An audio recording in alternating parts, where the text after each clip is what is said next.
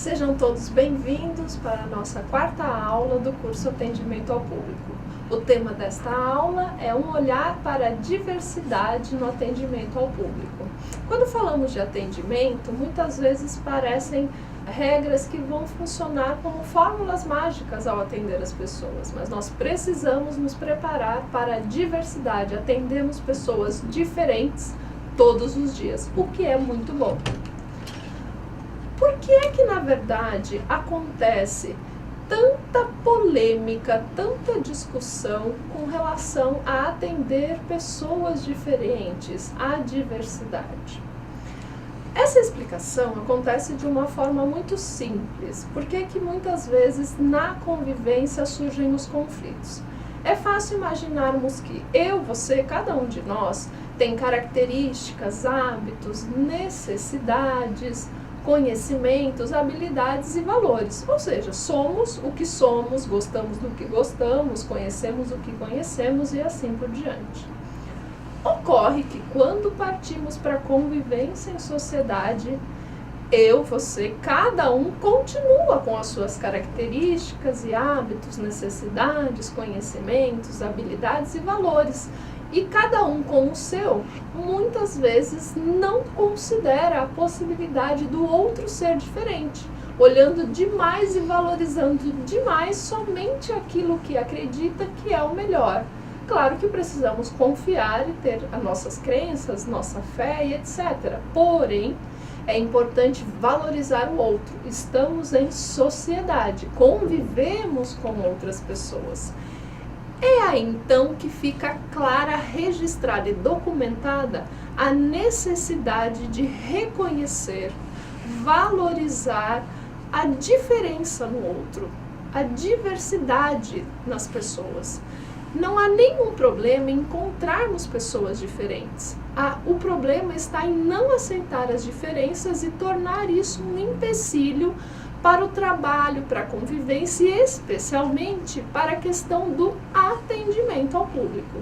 Se não valorizarmos e não reconhecermos a diversidade, o atendimento passa a ser muito complicado, porque sempre será iniciado a partir de um preconceito ou de um pré-julgamento das pessoas. Para falarmos sobre algumas dicas e boas práticas para atender com qualidade e respeitando a diversidade, eu quero que você pense no seu dia a dia e veja como essas situações já são comuns, como você já precisa ter esse olhar valorizando a diversidade.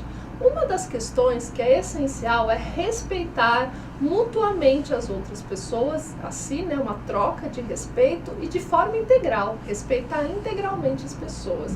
Reconhecer a dignidade de todas as pessoas, independente de qualquer aspecto que seja hierárquico ou efetivamente relativo à diversidade de crença, cultura, etnia ou qualquer outro aspecto. A prática da empatia, que nos ajuda a ampliar a compreensão sobre a situação que se caracteriza no atendimento. É procurar entender por que aqueles argumentos surgiram, como é que nasce essa solicitação do cliente. A manutenção da cordialidade, a simpatia no atendimento e, óbvio, cumprir os requisitos legais para atendimento prioritário conforme o ambiente, né, está estruturado para o atendimento ao público. Uma das questões bastante efetivas quando falamos de valorização e respeito à diversidade é nos prepararmos para bem atender as pessoas com deficiência. E o primeiro passo é entender que a pessoa com deficiência, ela é uma pessoa, ela não é a deficiência que ela tem. Se eu só enxergar a deficiência, eu não vou conseguir atender, porque eu não estou ali para atender deficiências, eu estou ali para atender pessoas. Então, nossa conversa agora vai caminhar um pouco nesse sentido. Dicas práticas para você, assim que você se encontrar melhor, né, numa situação desafiante de atender uma pessoa com deficiência com a qual você ainda não tenha tido contato, porque pode ser que você ainda não tenha tido contato com essa realidade, como é que você deve proceder? Pensando então num primeiro grupo de pessoas cegas ou com deficiência visual, é essencial que você se identifique e faça a pessoa perceber que você está falando com ela e verbalize a ela a sua disposição para o atendimento. Se for preciso que você sirva como guia para essa pessoa, para levá-la para um outro ponto do ambiente, coloque a mão dessa pessoa no seu cotovelo dobrado ou no seu ombro e oriente o caminho. Vai explicando se é uma escada, se tem uma porta, como é que é, para ela saber onde ela está. Se você precisar ajudar uma pessoa com deficiência visual a se sentar, guie essa pessoa até a cadeira, coloque a mão dela sobre o encosto e informe se essa cadeira tem um braço ou não, mas deixe que ela se sente sozinha. Não precisa fazê-la sentar propriamente. Ela tem autonomia para isso, exceto tem alguma outra deficiência caracterizando uma deficiência múltipla. Ainda outras dicas. Ao explicar direções para uma pessoa cega, seja o mais claro e específico possível. Não só direções, como qualquer outra orientação. Fale no seu tom de voz usual. Essas pessoas têm uma deficiência visual, o que não quer dizer que elas também tenham uma deficiência auditiva, a não ser que seja este o caso, e aí você vai precisar lançar mão de uma outra estratégia de comunicação. Cuidado para não responder ou orientar com muitos gestos e movimentos de cabeça, porque não vai ser uma informação efetiva para a comunicação, não vai agregar valor à comunicação que está acontecendo. Lembre-se que o cão-guia nunca deve ser distraído, nem com brincadeiras ou querendo dar algum tipo de alimento para esses animais que são verdadeiros cães guia e ajudantes dessas pessoas, amigos inseparáveis. Não se incomode se eventualmente você perceber a necessidade de utilizar palavras como veja, olhe. As pessoas com deficiência visual também usam essas palavras naturalmente. E essencial, quando você precisar se afastar, avise que você está saindo daquele local, porque a pessoa pode não perceber a sua saída e imaginar que você ainda está por perto.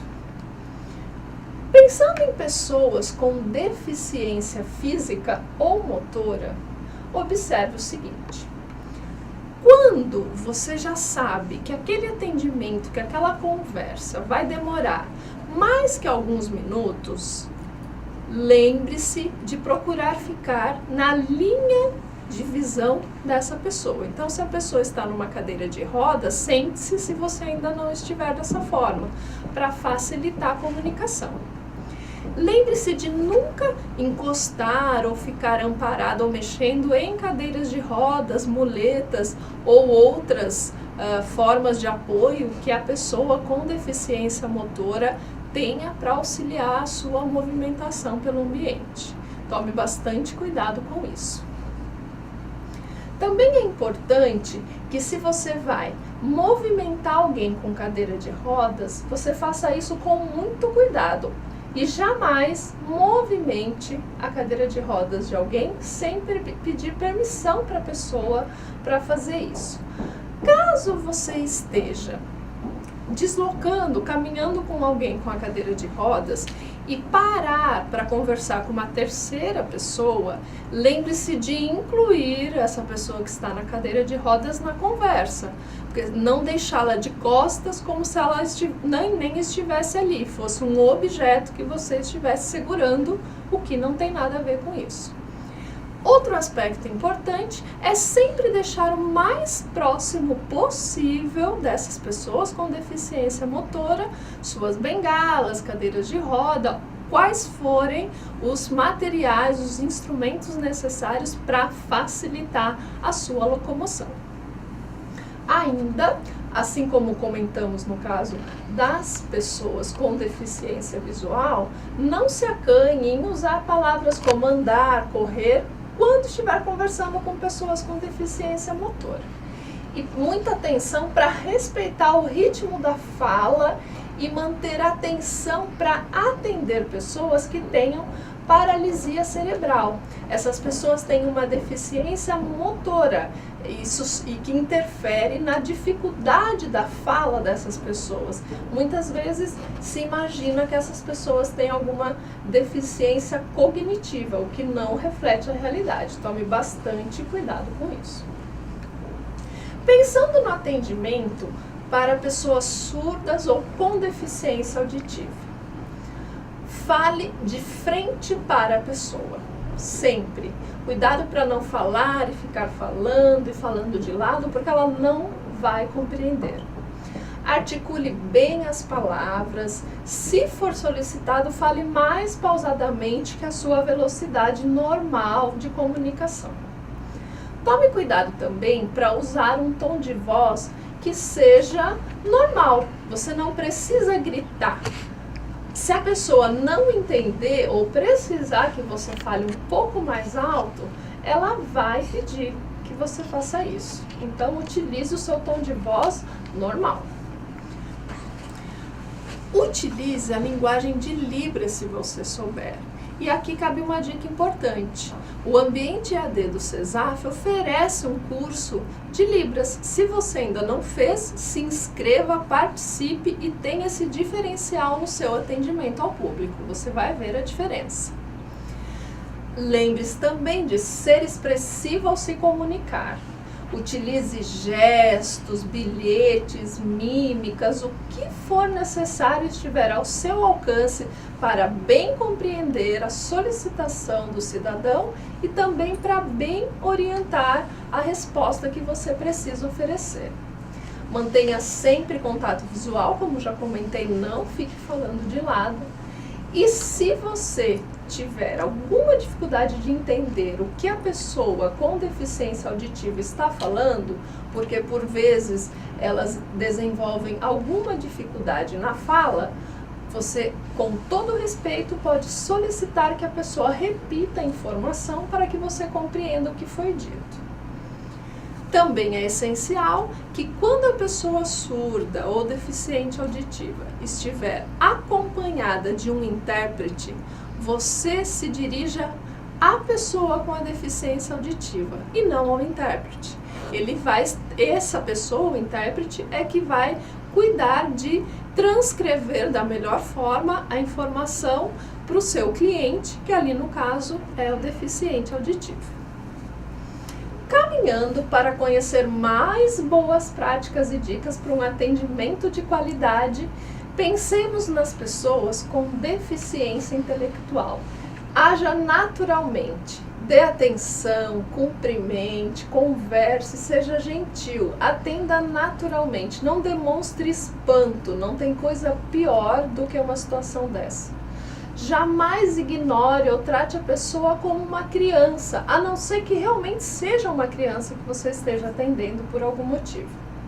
Outro cuidado é também não superproteger. Deixe que ela faça ou tente fazer sozinha tudo o que puder e ajude no que for realmente necessário. Não subestime a sua inteligência.